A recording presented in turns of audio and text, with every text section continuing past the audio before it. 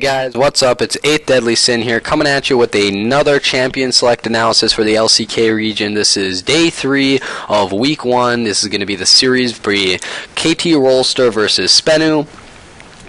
I haven't watched any of the videos, like the actual games themselves, so this is going to be purely champion select analysis for trying to eliminate any biasy out of the process by looking at how the team comps are executed, just purely looking at their composition. If you've seen any of my other videos, follows that same formula. Sorry I missed day 2 of the LCK if you guys were looking for that. I'm not really feeling redoing it because I got to do the EU region that is happening right now as I speak.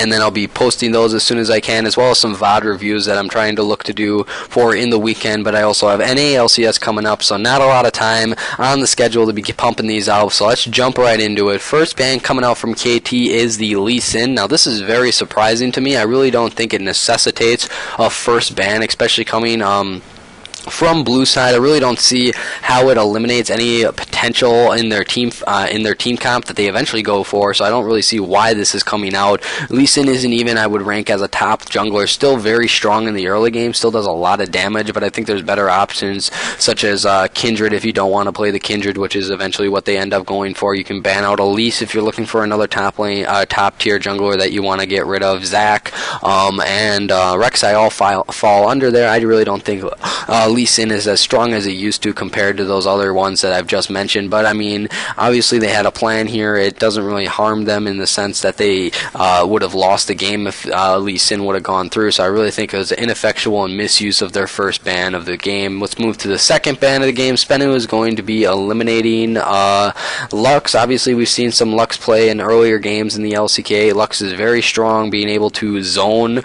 various parts of the map by throwing out her E, the little bit of armor and protection that she gets with the barrier. She can provide the Veer setup and stun of the Q, as well as her ulti dealing a lot of damage in a straight line, especially for wave clear. She's very good at this. Essentially, she's kind of made more viable with the changes to Frost Queen's claim, and even though it's been nerfed, it still is very effective for setting up slows, setting up poke, and as well as pure zoning and the CC slow that she has with almost all her abilities, setting up those ultis and setting up those Qs. So very effective. Don't want to play against it. Kind of annoying. Get rid of it right away. Good ban by Spenu. Third ban coming out second ban coming out from KT Rolster's third in the game is going to be the Misfortune. If you watched any of my other videos, I kind of ignore Misfortune in the sense that she's been nerfed on 6.1, but only really nerfs her Make It Rain ability. She's still very strong in creating this zone of damage with bullet time, her ult, pretty much being able to do that over a wall. Very good for a damage zone AoE based team, especially with the combination of various CC and slows. So very effective, still does a massive amount of damage, high mobility with her passive still, that didn't get changed at all, and Love Tap only got nerfed by a 0.1 factor in the first couple levels of it, meaning it's a 0.5 instead of a 0.6 for the bonus attack damage, meaning her Love Tap honestly still is very, very powerful in the laning phase. So very high damage ADC. I would probably rank around third tier, like third in my top tier of top tiers, meaning I would rank Corki first, Lucian, then Misfortune. So a safe ban coming out from KT Rolster, no complaints here. Next ban from Spenu, again the classic red side ban is going to be Gangplank. Gangplank, massive amount of AoE damage coming out, massive amount of attack damage as well, just huge. The ability to kind of poke with the barrels if he gets far out, wave clear with the barrels, and the global effective is all pretty much make him an insta first pick for blue side if it's left open, as well as a pretty much guaranteed ban for any red side team that is happening. Pretty much 100% ban on that red side, and when we've seen it left open, we've seen people like Someday pick it up and just do work, so great ban coming from Spenu. Last ban and fifth ban in the game for KT Rolster is going to be the Rise. Obviously, the Korean Rise is a lot more effective than the European LCS Rise, which we've kind of been seeing not used to its full potential, especially on day 1 of the European LCS. So Rise, very strong, scales into the late game and becomes a monster. Also can be very good in the mid game if you have proper CS and proper mechanical prowess on Rise. So a very safe ban, very meta ban coming out from KT, especially if Fly doesn't want to play it, or they don't really want to base their team comp and rely on that scalability into the late game, want to go much for a mid-game focused team, which would be a lot more in accordance to what the meta is, so nice getting rid of it. Spenu's last ban for the first game of this series is going to be the Lulu again. Classic tier 1 ban, especially coming down to 6.1. Just does massive amount of damage, has that flex potential going mid or top or even to support if you really want to put Lulu in that position. Does massive amount of damage with the Thunderlords, allowing to get more burst and pretty much guaranteed procs with her Whimsy and auto attack, as well as being integral to a lot of the protect the ADC comps with her abilities, as well as she never really experiences that fall off period of the end of the game because games do not run that long in this new meta, even though KT Rolster seems to like to run these very long games, kind of posturing around Dragon and 5 Dragons, kind of repeating the meta of, yore, while the new meta is going for a much faster mid-game focused team comp. So picking away the Lulu is a very good pick for Spenu, I think. Let's get into the picks now. The first pick coming out of KT Rolster is going to be the Kalista. This day 3 of LCK had seen the Kalista very, very much popularized. I think it synergizes well with what they're going to be picking for jungle, which is going to be Kindred, and kind of why you wouldn't pick Kindred first necessarily is because with the Kindred, if you don't have that execution potential after the Kindred ult is eliminated, meaning that all the low members of Spenu are going to be left vulnerable, and you don't have that instant rend execution, it pretty much becomes ineffective and very dangerous to use the Kindred ult. This gives a lot of insurance, pretty much guarantees those kills if set up correctly, and Arrow has enough mechanical prowess that I believe he can be synergizing well with Score in the sense of being able to get those rend executions on those low members. So I think Kalista, while it isn't in my, Kalista is definitely in my top 5, not in my top 3, but seeing how they were, what direction they're going to be taking the rest of their draft, it's a very good pick and first pick. So moving on to the next drafting phase, it's going to be Spenu picking up Lissandra for the mid lane, and we're going to see an Elise for the jungle. Now, I really like Elise, definitely in my top 3 junglers right now, I would say. I think it has a lot of gank ability in the sense that it has a lot of gank paths open to her just from the sheer range of the cocoon and the ability to repel into over walls and into lane. So I think it's very effective in that sense. It has a lot of early game damage. I think it's very good in the sense that if Spenu doesn't want to play Kindred, I think Elise plays very good into Kindred because of that sheer early game damage that Elise has. A lot of counter gank potential not only, but also I think counter jungling potential if KT Rolster plans to go with Kindred, which they don't know at this point in the draft. So I think it's a very safe pick to be drafting in the jungler. It also takes it away from KT Rolster, meaning the KT's only choices for top tier junglers would either be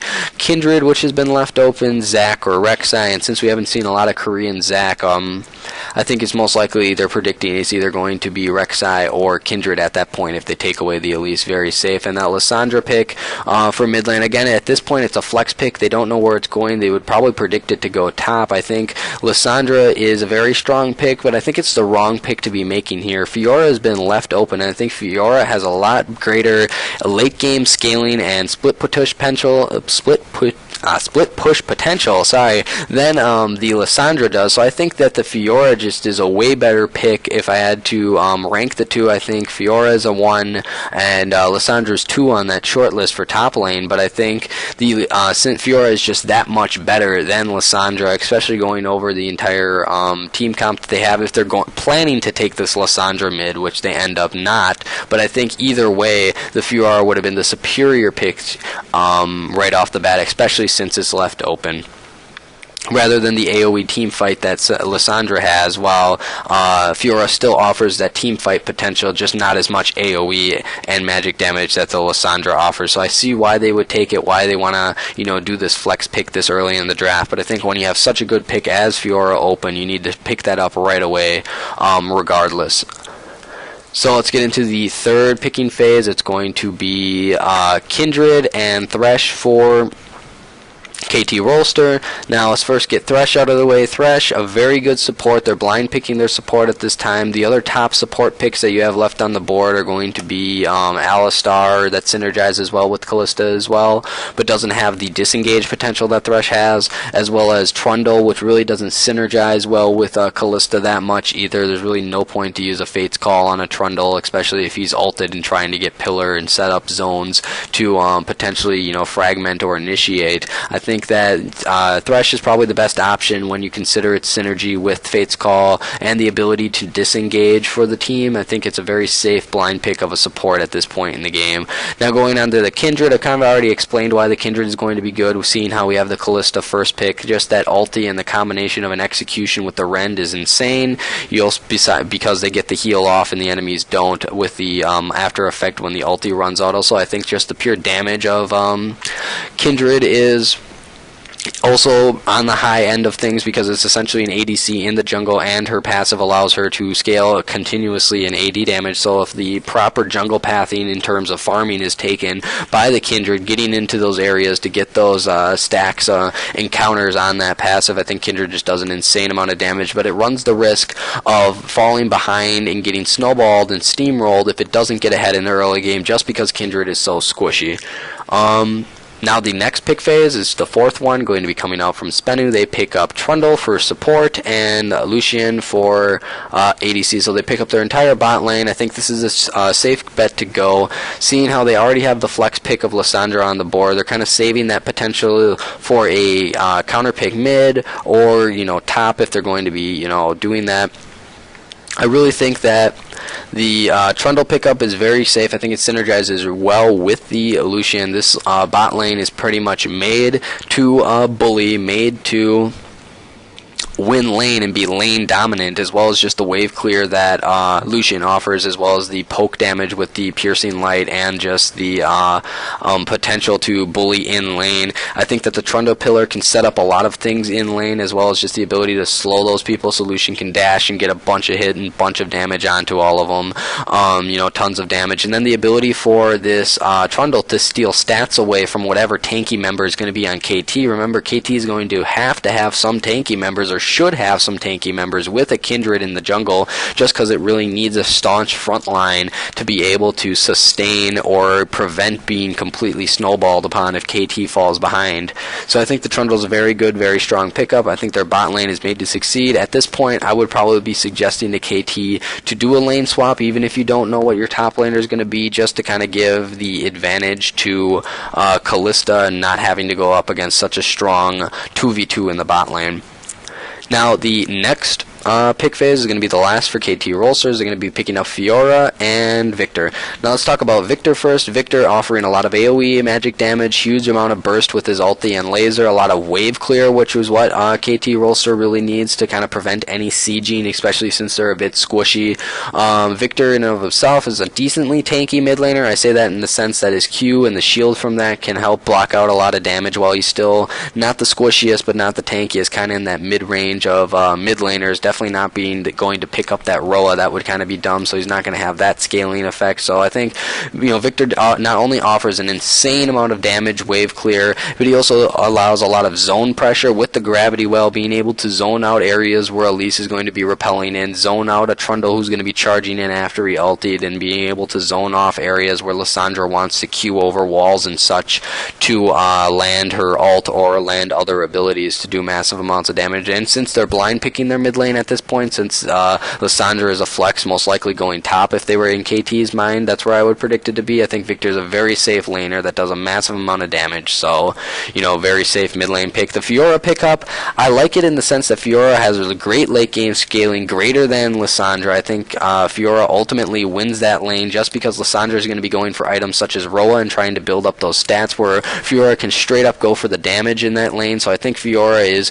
really, really good pick in the sense of the damage. I think it's a really bad pick, or not bad, I should say risky pick, in the sense that KT Rolster has drafted an entire team of non-tanks, so they really don't have a front line. They're really kind of seems like they're going for this mid-game team fight, or mid-game kind of engage comp. That's what they're setting up for with the combo of Kalista and Kindred, meaning that if they're going for a skirmish fight and they're trying to end this by the mid-game while having the kind of late-game security of a split-pushing Fiora and the damage that Fiora offers, I think it's very risky in the sense that KT has been known for, and as we've seen in day one, that they're very known for and are continuing this style of 40-minute games and trying to posture around Dragon and such. So I think KT, either this is showing an evolution of their style, trying to adjust more to the fast-paced meta, and I think that this team offers them the avenue to do this, except it's extremely risky in the sense that it doesn't do, it can get snowballed because it doesn't have the tanks, and I think that's one risk that KT obviously was willing to take. Let's go to the last pick and then analyze the overall T for Spenu. I've done that work for KT Rolster just there. The last pick in this game is going to be the Quinn for top lane for Soar. That means Lissandra is going to end up going mid. Now, I really dislike this pick. So I stated before that Spenu really doesn't have, or KT Rolster doesn't have a front line. Well, Spenu kind of has a quasi front line in the sense that Elise is going to get tanky, Trundle's going to get tanky, and Lissandra with Roa is going to get a bit of health, but not necessarily have those resists. So they kind of have a quasi three-man front line, which is fine, but I really don't see where this Quinn fits in, because Quinn isn't going to be able to match the split push potential of the Fiora. I really don't think that Quinn outmatches Fiora in lane. I think the blind can be easily parried, and then the blind really doesn't affect Fiora in the sense that it only is going to block a couple auto attacks, and Fiora can make up that damage lost during the blind period with the true damage that they offer. I think if Fiora gets ahead, it runs the risk of Quinn falling behind, and if Quinn falls behind, it's not going to be doing a lot of amount of damage and not going to have the ability just to farm up and split push and cause pressure around the map on a global macro sense. So I really don't like the Quinn coming out. I think the matchup of Victor Lissandra in the mid lane is fine, but I much rather would have seen Lissandra either go to the top lane, or if they're focused on, you know, sending this Quinn top or sending this Lissandra mid, I much rather would have seen a if we're purely talking top lane hypotheticals, a Tom Kench is just so much more tankier, I think offers, but then again they don't have enough damage at that point. I think if they're going top lane, they really need to go, you know, balls deep into someone who does a massive amount of damage, which is why they think that Quinn is a good pick, but Quinn can just fall behind so easily and become so ineffective, especially if you don't get that early to mid game lead. And I think in the late game it really becomes ineffectual, especially with the draft that KT Rolster is set up, because if KT Rolster gets ahead, they're going to be able to completely steamroll the team of Spenu, and I don't really think I would have preferred to see, in the ideal world where I am controlling the team comp of Spenu, I much rather would have sent Lissandra into the top lane, even though I wouldn't even have picked the Lissandra. I would have picked up the Fiora before KT Rolster. That would have completely eliminated that, giving you a greater scaling into the late game and split push threat, but they failed to do that. So in the context of KT Rolster's draft, I would have sent Lissandra top anyways, even though it might be a losing matchup, and I would have had a lot of gank pressure coming from the Elise top lane, focusing and trying to get that Fiora down, and then I would have picked LeBlanc probably for mid lane. I think it just offers a lot more damage, which is what Spenu needs at this point. It's a lot of burst and pretty much guaranteed damage onto the field, which LeBlanc would have been able to offer them, as well as just the assassin and pick nature of LeBlanc, especially since KT Rolster has a team of all squishy members. Like, LeBlanc can catch out the Callista, catch out and blow up the Kindred before the ult gets off if proper CC is applied, and also can blow up the Victor and does even in that lane, and can roam and also blow up the Fiora. Fiora is at least even or even falls behind, so I think a LeBlanc would have been a way better mid lane pick. I think a Lissandra, since they've already picked it at this point, and they should have just picked Fiora earlier in the draft phase, in that second orange phase that I have labeled. So that's what I would have done to have Spenu have a greater edge. Now, if I had to give an edge to either team coming out of this, while I do not like KT Rolster's roster in the sense that it doesn't have enough front line, I don't like Spenu's roster in the sense that, of all the reasons I've just stated of why I think it would fail. So I would have to give a slight edge to KT Rolster, even though they have a way riskier comp. I just think that KT Rolster's comp is going to be better in the mid game. Even if KT Rolster can show that they can change their style to do those quicker games, I think they just have a better chance to win this. I haven't watched these games yet, so I haven't reviewed how these are actually executed, but I would assume KT Rolster won. I know they won. I just don't know how. Haven't watched that. Now, moving on to game 2. Let's go through the bans quickly. Lux, already analyzed why that's a good ban, solid ban. KT Rolster bans this Lee Sin. Obviously, either Score can't play it, which I wouldn't fault them for playing it because it's not that good. I don't know if Flawless's Lee Sin is some amazing god tier Lee Sin, but I highly doubt it. And even if it's really good, it doesn't really mesh with any of the team comps that Spenu's been setting up. So I really don't see why this was a double ban for both games in this series. I think there's a lot better bans that I've already said earlier that could have been dished out instead of this Lee Sin.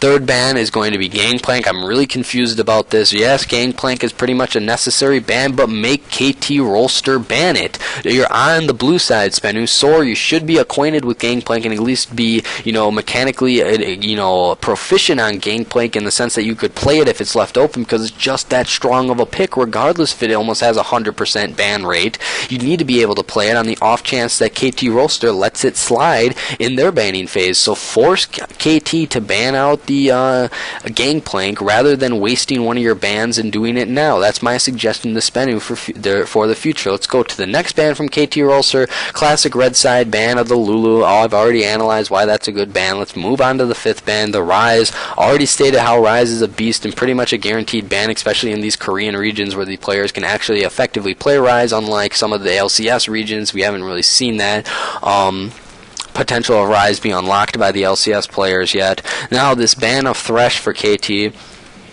again, kind of confusing for me. I think that a Fiora ban would have been good, but then again, Spenu clearly show that they do not want to play this. I think a Lissandra ban would have been good, even though it doesn't seem to have worked out for Spenu. I think Lissandra is still a very strong pick when incorporated to the right team comp. I really don't see how Thresh would have completely destroyed KT. Even I think Misfortune would have been a better ban for KT in the sense that it's like Thresh really is not a huge enough threat to use as a ban. I think that 2 of the 3 bans from KT essentially have been wasted and could have been used to ban out things that Spenu eventually begins to take in this game, such as the Misfortune, such as the Lissandra. Those would have been a lot better bans. I don't see how either of these champions really destroy what KT is going for and what they go for in this game, or really how they could destroy anybody and how they interact on this patch.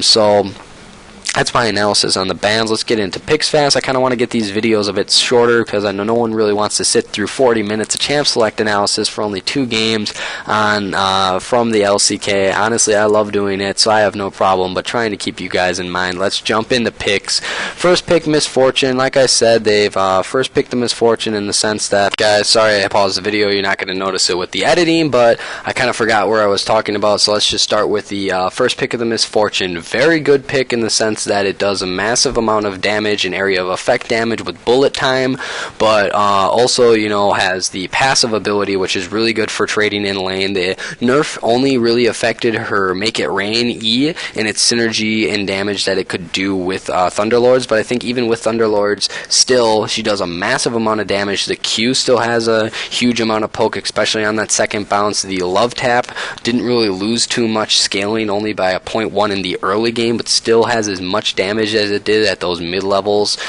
anyways, pretty much, as well as just the ability to trade in lane. I think it's very strong, very much being able to lay down that zone of damage, so still a very effective zone controlling ADC, as well as her mobility is pretty high, especially with the changes that are passive that has still been maintained throughout the preseason and into 6.1. So strong pick coming out from Spenu. Doesn't give anything away about their team comp. I would have much preferred maybe a Corki or something. I just think Corki's a lot better, offers a lot more utility. But, out of my top 3 golden picks for ADC, Misfortune is on that list, so still very strong. Let's go to the second pick phase. Sorry if I'm going a bit fast. Just tell me if you guys would rather have me slow down and be a little more in depth. That would just mean longer videos for you, or if this is a good speed. But let's go with, you have a Lucian. Lucian being my number 2 on my list, with Misfortune number 3. I think Lucian offers a lot of good in-lane poke with the Piercing Light, as well as wave clear with the Piercing Light, and the Culling offers a lot of wave clear, as well as his passive and the ability to spam abilities and stack more and more passive extra shots with Essence Reaver. That really allows him a greater spell rotation and casting that he can do with the cooldown effects of that as well. And then just the pure damage that he does is in the ability to wave clear really makes him a top ADC. Can trade effectively with Misfortune, can be able to dodge out those angles where a Q would bounce to him, and kind of dodge the damage of the bullet time by being able to have the mobility of the E to get out of those situations. So I think a very, very strong pick, especially going into Misfortune. Honestly, this is the one time I really wouldn't have suggested Corki, because I don't really think, with such a big blind pick and the fact that they already have picked their ADC and it's Misfortune, I think Corki would have had a lot harder time laning than Lucian would have.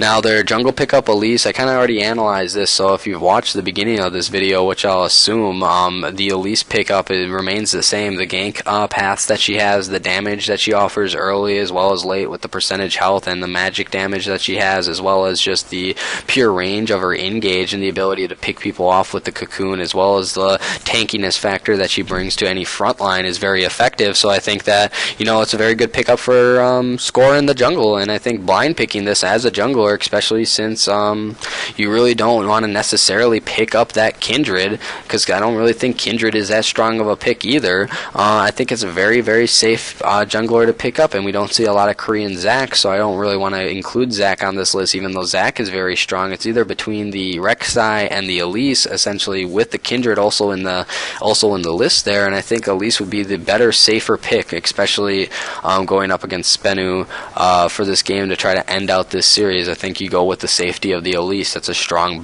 first, draft rotation coming out from KT.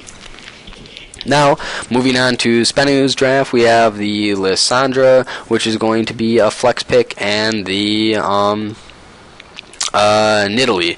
So Nidalee is going to be going into the jungle, which is kind of surprising in the sense that I could have picked up the Rek'Sai. I think it would have been a bit better. Could have picked up the Kindred even. I wouldn't even suggest picking up the Kindred. So I'm thinking if you're going for early game damage in terms of junglers and the ability to gank, I would have much preferred a Zac or a Rek'Sai just because it provides a bit tankiness, but the sheer damage in Nidalee cannot be ignored either. Nidalee does a lot of damage. The less wards available due to the patch is obviously going to give her a better ganks with her landing her Q and then being able to pounce on into lane. I think she still does an insane amount of damage, especially with Thunderlords, has decent clear as well as gank paths, and just offers that extra poke that Spenu is going to be looking for. And then Lissandra, all the reasons why I said Lissandra was good the earlier game for a top lane choice is still good. Does a massive amount of magic attack, magic damage in an AoE fashion, as well as the zoning and point click that she has with her stun, making her very team fight oriented, but doesn't offer that same split push.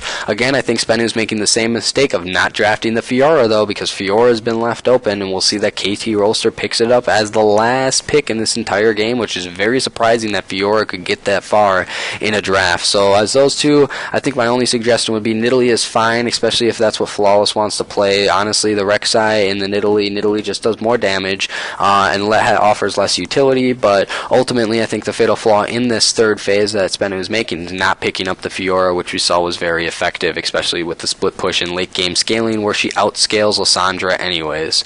Moving on to the next picking phase is going to be the next picking phase for KT Rolster, the fourth one in green. We're going to be picking up the mid lane Victor as well as the Braum. Now Victor, I've already talked about why Victor is so good if you've watched any of my videos, since it's just such a popular choice, but I always feel the need to re-explain it. But seeing how this is game 2 and you've already listened to game 1, if you're watching this in a linear fashion, you know why Victor is amazing. The zone control, the burst damage, the wave clear, and the area of effect damage, just insane on all 4 of those fronts. Offers a lot of the wave clear, pretty much cementing KT Rolster's ability to siege turrets as well as the ability to anti-siege when they are going, if they ever get into a position where they need to defend like that. Let's get into the Braum pick. I really, really like the Braum pick up here, especially when you're going up against Misfortune. His stand behind me wall can just do so much, block so much and pretty much all of that damage coming out from Misfortune, and can block a lot of the incoming spear poke that's going to be happening, which will be really effective, and can block some, other things that are going to be exposed in this Spenu draft further on. But as of now, I think the Braum pickup is very effective in the sense that it synergizes really, really good with the Lucian, making their lane very, very aggressive, almost going to be on par with what Spenu has drafted in terms of the ability to lane bully and try to poke, but it offers a lot more wave clear because Lucian just does a lot more wave clear, especially with the nerfs to make it rain, meaning that I think I give the edge to the KT Rolster bottom lane, especially in the 2v2, with the combination of Braum passive and the ability for Lucian to get those stacks up with his passive as well, the twin shot, and just the disengage factor of Braum with his ulti is very good, especially if you're going to have a Nidalee jumping in or a Lissandra queuing in. I think it's very effective in that sense, and the ability to block all that damage and the poke coming out from Misfortune and Nidalee. So I think a very, very strong support pickup. Honestly, even at this point, I really wouldn't have suggesting the counter pick for Fly in the mid lane, but I think if they want to give more credence to Someday as their main carry, I can see why they would pick the mid lane here, and Victor is a perfectly fine mid lane to blind pick in this situation if you're assuming that Lissandra goes top. Moving on to the fifth phase and final drafting phase for Spenu, they pick up the Jace for the mid lane and Alistar support. Now, I've already kind of talked about why Alistar support is so good in all my previous videos, and I believe in this one as well. Just a lot of engage potential with the Headbutt Pulverize, a really good lane bullying support in the sense that it can, really create a zone of pressure with the range of the Headbutt. Pretty much posturing for a flash Headbutt Pulverize at any point really makes people have to play carefully around a lane that has an Alistar in it, and works good against the melee such as Braum. Really no other supports that I would suggest in this lane. I probably would have suggested maybe a Thresh just for a bit more disengage potential, but even at then I probably would have said Alistar would be just as fine, maybe even a better pick. Tahm Kench as a support I wouldn't really suggest, neither would I suggest like a Shen support of anything in that vein, because I don't think that it really offers the same tools that Alistar does, as well as Alistar being a really good frontliner with his ulti and being able to set up dives and turret pushes by being able to tank a lot of that damage, especially since you have a lot of damage coming out from the Spenu lineup. Now, the Jace is a bit confusing, but kind of sets up what they want to do. Essentially, what Spenu has crafted here, and I'll kind of analyze the Jace pick in the context of the greater team comp of Spenu, is they've set up a team comp that I'm going to call the Iceman team comp, and I'm saying that in the sense that they want to pick away at your health constantly. They want to poke you out. So with this poke comp, you have poke coming in from MFQ, which really isn't their main source of poke, but they're going to have poke coming in from Lissandra being able to constantly cast out those ice spike shards, and I forget the name of the ability, but you know what I'm talking about. Constantly cast out, I believe, what's her E,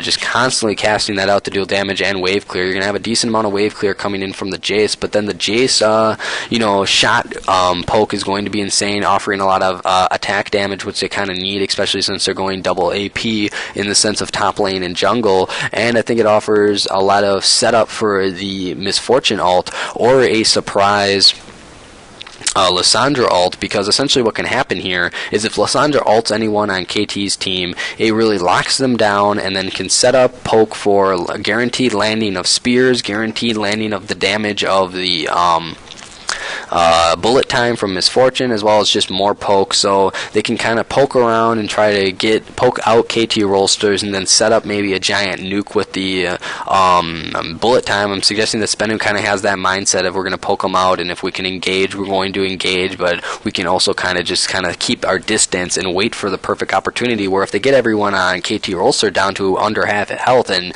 Misfortune comes in with a huge ulti, it's really just going to be able to wreck all of them, and they still have a bit of engage and pick potential with the Alistar, as well as having a decent frontline tank. The only complaint I would have about the Spenu is, again, that I don't think they have enough of a frontline. Even though Nilly's going to get a bit tanky, Lissandra's going to get a bit tanky, and Alistar is going to be there, I really would have preferred to see a better front line coming out from Spenu, as well as I don't think a poke comp really works in the meta that we have on 6.1, where these games are going so fast. I would have much preferred to see a skirmish engage comp, rather with more assassins and hard engage, rather than a kind of poke comp that would have been more akin to something you would see in Season 4.